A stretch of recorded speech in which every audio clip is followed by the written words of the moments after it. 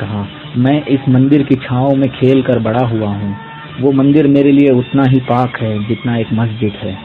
اور اللہ نے قرآن میں کہا ہے کہ جنت کے باغ میں کئی قسم کے پھول ہیں لیکن سب کی خوشبو ایک ہے. ویسے ہی ہمارے دھرم الگ ہیں مگر ہمارا خدا ایک ہے. ٹیپو سلطان ایک پنج گانا نمازی تھے. انہوں نے اپنی پوری زندگی میں کبھی تہجد نماز بھی قضا نہیں کی تھی.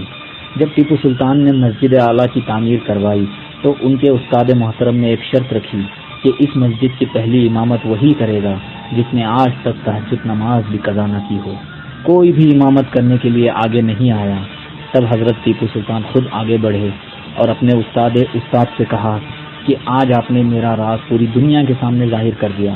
یہ کہہ کر حضرت ٹیپو سلطان نے مسجد اعلیٰ کی پہلی امامت کی. ٹیپو سلطان ہمیشہ مسجد کے سائڈ ڈور سے اندر داخل ہوا کرتے تھے نماز کے لیے.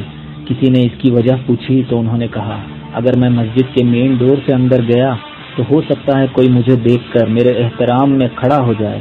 یہ غلط ہوگا کیونکہ اللہ کے گھر میں ہم سب برابر ہیں، اس لیے میں ہمیشہ سائڈ ڈور سے یعنی بازو کے ڈور سے داخل ہوتا ہوں. ٹیپو سلطان ہمیشہ فجر کی نماز ادا کرنے کے لیے پیدل اکیلے نکل جایا کرتے تھے. تو ایک بار ان کے سپاہیوں نے کہا، حضور آپ اکیلے نہ جایا کیجیے، ہمیں حکم دیجیے، ہم آپ کے ساتھ چلیں گے.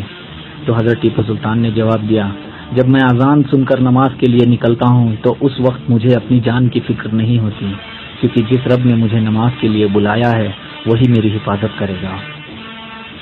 جب انگریزوں نے دیکھا کہ تھرڈ میسور وار کے بعد بھی ٹیپو سلطان نہیں جھکے اور میسور پہلے سے زیادہ خوشحال اور ترقی کرنے لگا تو انگریزوں نے ٹیپو سلطان کو ہٹانے کا فیصلہ کر لیا. انگریز جانتے تھے کہ وہ ٹیپو سلطان کو نہیں ہرا سکتے، تو انہوں نے مراٹھا اور حیدرآباد کے نظاموں کے ساتھ مل کے پھر سے میسور پر حملہ کیا. یہ فورتھ میسور وار وہ جنگ تھی جس نے انڈیا کی پوری ہسٹری بدل دی، کیونکہ ہندوستان کی آخری ڈیفنس تھے ٹیپو سلطان. جب جنگ شروع ہوئی تو بہت لوگوں نے ٹیپو سلطان کو دھوکہ دیا، جیسے میر صادق، میر ندیم، پورنیا پنڈت. اور وہ 4 مئی کا دن تھا. فجر کی نماز پڑھنے کے بعد ٹیپو سلطان اپنی فوج کے پریپریشنز دیکھنے نکل گئے. ان کے ساتھ کچھ 10-12 خاص سپاہی تھے اور ان کا ایک خاص غلام راجہ خان بھی تھا. ٹیپو سلطان بہت بے چین تھے اس دن، ایسا جیسے وہ کسی کا انتظار کر رہے ہیں. جب ظہر کی نماز ادا کرنے کا وقت ہوا تو انہوں نے ظہر کی نماز ادا کی اور راجہ خان نے ان سے کہا، حضور آپ نے صبح سے کچھ نہیں کھایا، آپ کچھ کھا لیجئے.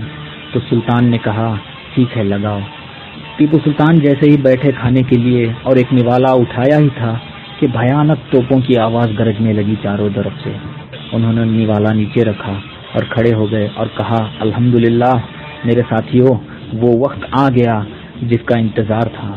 جو میرے ساتھ آنا چاہے وہ آ سکتا ہے اور جو نہ آئے اس پہ میں کوئی گلہ نہیں کروں گا. تو سب لوگوں نے کہا، حضور ہم آپ کے لیے اپنی جان حاضر کرتے ہیں، ہم آخری سانس تک آپ کے لیے لڑیں گے. یہ سن کر ٹیپو سلطان نے کہا، نعرہ تکبیر. تو سارے سپاہیوں نے کہا، اللہ اکبر، اور سب واٹر گیٹ کی طرف بڑھے جہاں انگریز قلعے میں داخل ہو رہے تھے. ٹیپو سلطان جب وہاں پہنچے تو بہت انگریز قلعے کے اندر داخل ہو چکے تھے اور ان کے ساتھ جنگ شروع ہو گئی.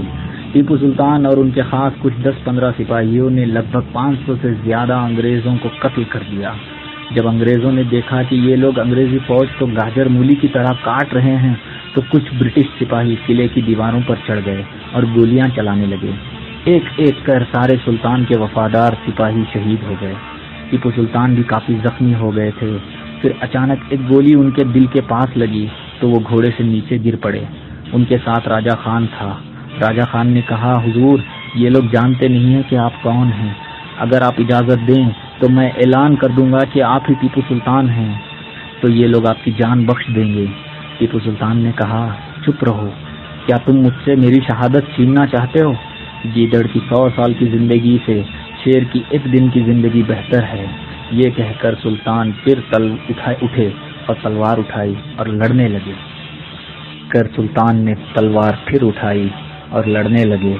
تبھی اچانک ایک گولی ان کے سر میں لگی جو ان کے سیدھے کان کے اوپر لگی تھی اور ٹیپو سلطان شہید ہو گئے. لگ بھگ عشاء کا وقت تھا. ہر طرف پورے سرنگا پٹنہ میں لوٹ مار چل رہا تھا اور تبھی ایک خبر آئی کہ حضرت ٹیپو سلطان کا جسم مل گیا ہے واٹر گیٹ کے پاس۔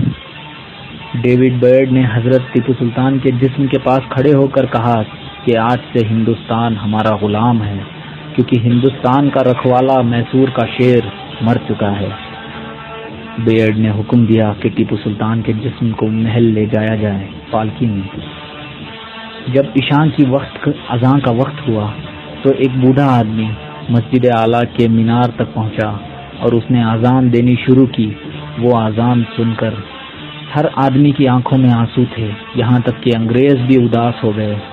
اگلے دن حضرت ٹیپو سلطان کی نماز جنازہ ہوئی مسجد اعلیٰ میں، اور جنازہ لے کر گنبد لے جایا گیا۔ پورے راستے میں لوگ رو رہے تھے، کچھ لوگ جنازے کے سامنے جھکے ہوئے تھے۔ سرنگا پٹنہ میں ہر آدمی، ہر عورت، بوڑھا، بچہ، سب جنازے کے اس جلوس میں موجود تھے۔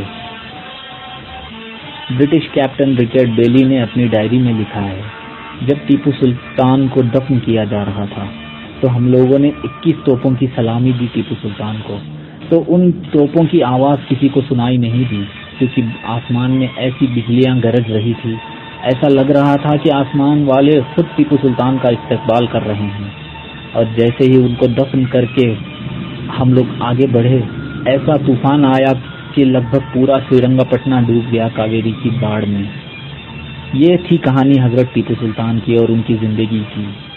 وہ جاتے جاتے پوری دنیا کو ایک ایسا پیغام دے گئے کہ دنیا قیامت تک اس کو یاد رکھے گی کہ گیدڑ کی 100 سال کی زندگی سے شیر کی ایک دن کی زندگی بہتر ہے۔ اگر اس کہانی میں یا میرے بتانے میں کوئی غلطی ہو گئی ہو تو اللہ رب العزت مجھے معاف فرمائے۔ میرا نام شفیق احمد خان ہے، میں ایک عاشق حضرت ٹیپو سلطان ہوں۔ اللہ تعالی ہم سب کو حضرت ٹیپو سلطان جیسی بہادری نصیب فرمائے اور ان جیسی وطن پر شہید ہونے والی موت عطا فرمائے، آمین۔ جے ہند، جے کرناٹکا۔